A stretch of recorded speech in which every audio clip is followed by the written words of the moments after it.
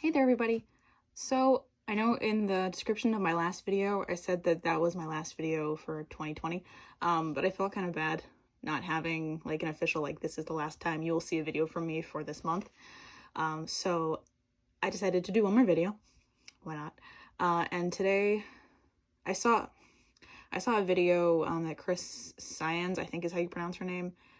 She posted like a fountain pen hobby tag. So what we're gonna do is you're gonna be watching me set up my reading log spread for 2021, because I'm in the Hobonichi, but I kind of miss some of my bullet journaling things, so I decided to just set up a reading log because why not?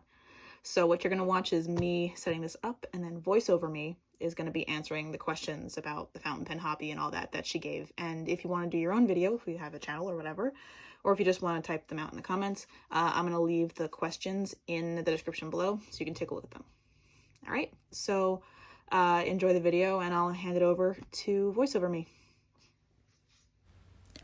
Okay, so voiceover me here, ready to answer the questions. So there are 12 questions for the fountain pen hobby tag that Chris posted. So here we go.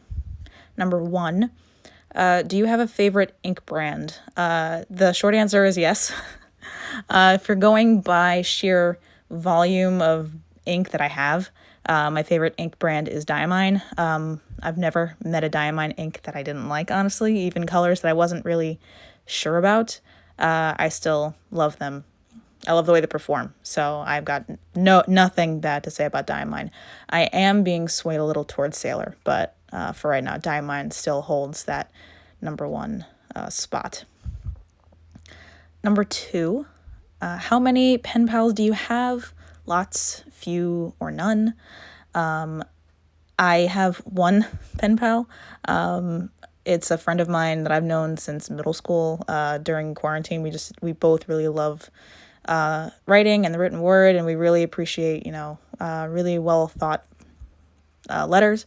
And people don't write letters a lot, and since she and I were texting but we really weren't talking that much, we couldn't really see each other because she works in a hospital. We decided to start being pen pals. We've been doing that for a couple of months, and so far that's been a lot of fun, and it's been a lot of fun to show her all of my different inks and all that. Number 3, are you all done buying fountain pens? This is a loaded question. I'm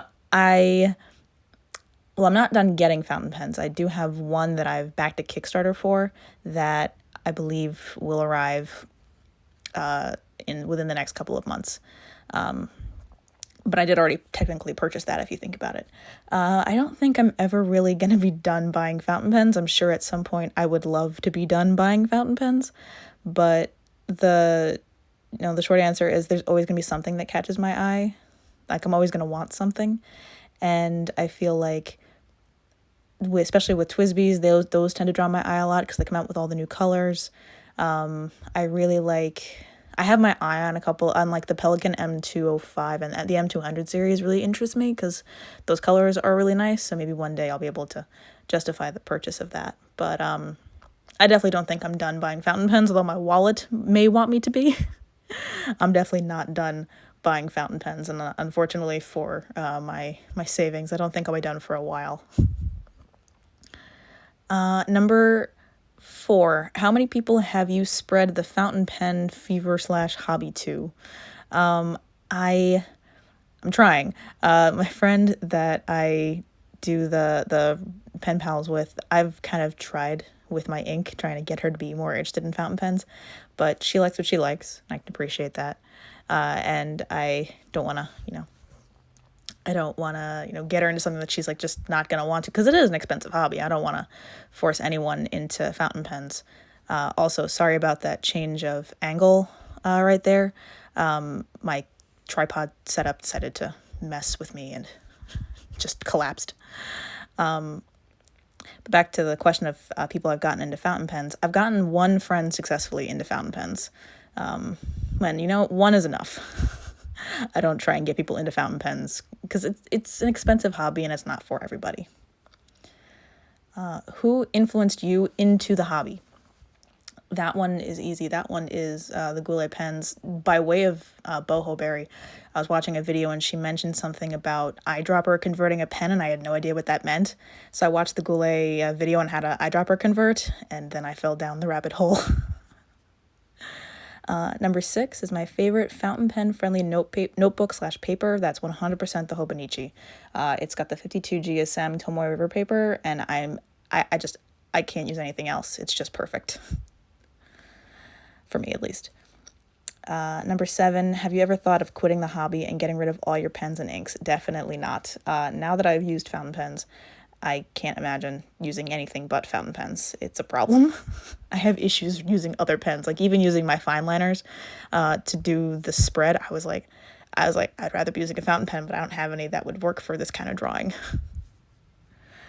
Number 8, if I could meet any famous fountain pen person, who would it be? Probably the Goulets. I know it's a really cliched answer, but they seem like nice people.